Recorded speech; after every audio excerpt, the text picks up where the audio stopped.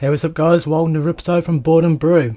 Today we're looking at Abomination The Heir of Frankenstein, a work placement game by Plaid Hat Games, designed by Dan Blanchett. So this is Abomination The Heir of Frankenstein. Today we're going to do an unboxing of it. As you can see, the art's really nice, the front cover, very nice, very thematic. Look on the back, again very thematic. So, Abomination The Heir of Frankenstein, the Gothic strategy game of monster building. Paris, 1819. In secret workshops scattered around the city, stacks of bloodless extremities and human organs fuel a nightmarish contest.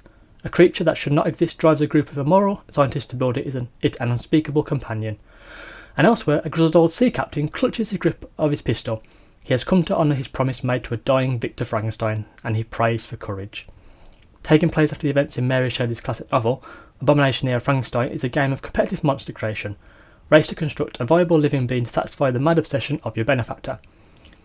Research the newest scientific findings, charge your Leyden jars, and scavenge the local cemeteries for the raw materials needed to perfect your craft. Bribe, steal, exhume, and merge your way to victory, for the creature is always watching, and it does not tolerate failure. Ages 14 plus, players 2 to 4, and plays in roughly 60 to 120 minutes.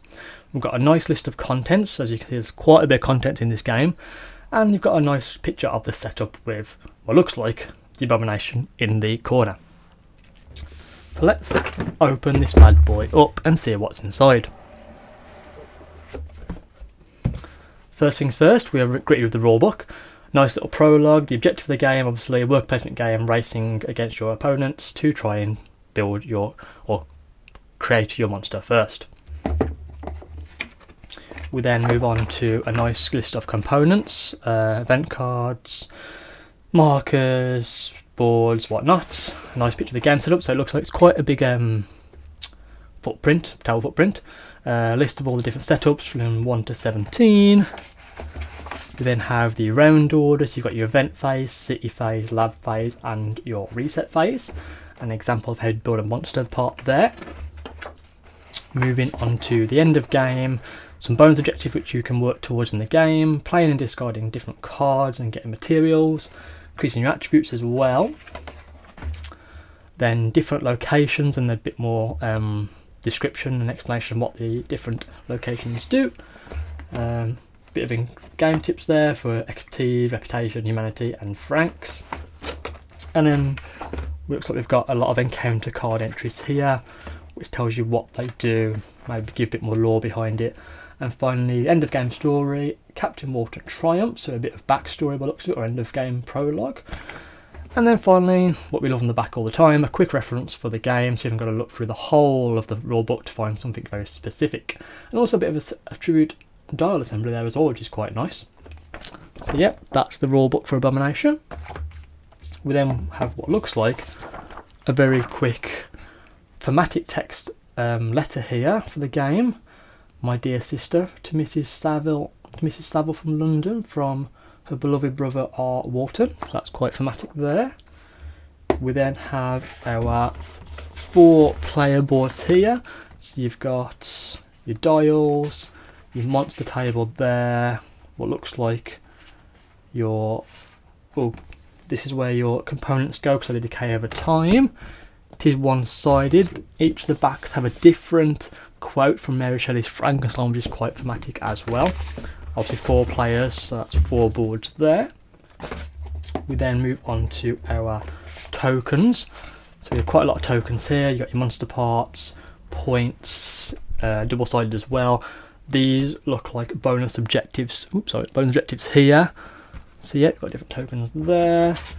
We then have our event card board, story track, a bribe to bump board, more monster parts, again double-sided. These look like, these are your dials for your player boards.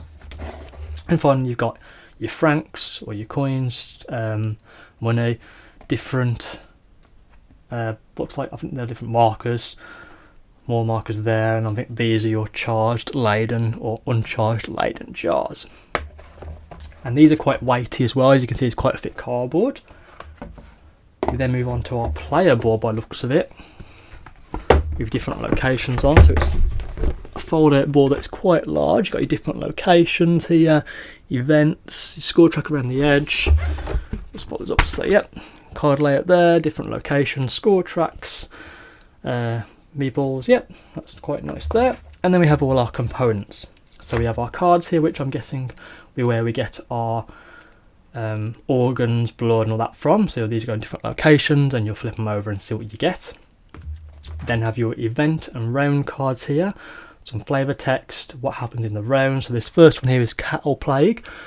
Bit of flavour text there, and the slaughterhouse is off limits. Dog catchers at the docks charge 1 extra franc. So obviously different events for different rounds. We then have our dice here, which you roll when you're trying to bring your monster to life.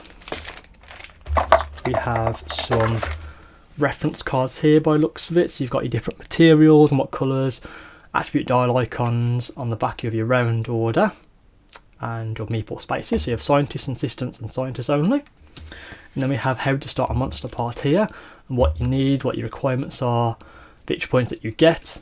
Then you have your complete monster part on the other side, which is when you've got all the muscles and bone and stuff.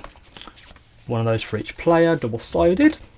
And then we move on to our different part. Well, we have our meeples here. So we have our scientists and our assistants. We then have our first play token here is the large black abomination. And somewhere I believe there is also a captain. There we go, and the captain meeple there, who you're racing against the events. And finally, we have all our different tokens for our materials. So orange is our animal parts, as you can just see here at the side. This is meant to be purple, but it looks more blue, which are our organs. Our blood for our red tokens are our blood, brown being muscle, and white being our bone materials.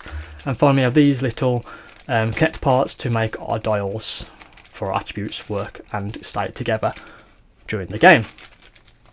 So yeah, that is Abomination, Heir of Frankenstein. Quite a lot of materials in the game, quite a big footprint by the looks of it as well. Overall the quality looks really nice for it. Lots of tokens, lots of components. I personally love my worker placement games. Laws of Waterdeep was my first worker placement game, and me and my game group love that tons. So I'm hoping Abomination The Heir of Frankenstein, which is designed by Plaid Hat Games, who also made Dead of Winter, which we also loved, and it's very thematic, so I'm hoping Abomination has that very thematic feel for it. And yeah, we'll hopefully get to the table very soon, give it a couple playthroughs, and I'll do a playthrough video for you guys. So yeah, this has been Board and Brew. Don't forget to like, follow, subscribe to the channel, leave a comment below. If you play the game, let me know what you think of it. Strategies, tips. Did your friends love it in your game group? Did you get much playtime? It's only just been released for Halloween, so we're going to be playing this for a Halloween game group. And yeah, don't forget to do all the stuff below. This has been Board and Brew, an unboxing for Abomination The Heir of Frankenstein, and I'll catch you next time, guys. Over and out.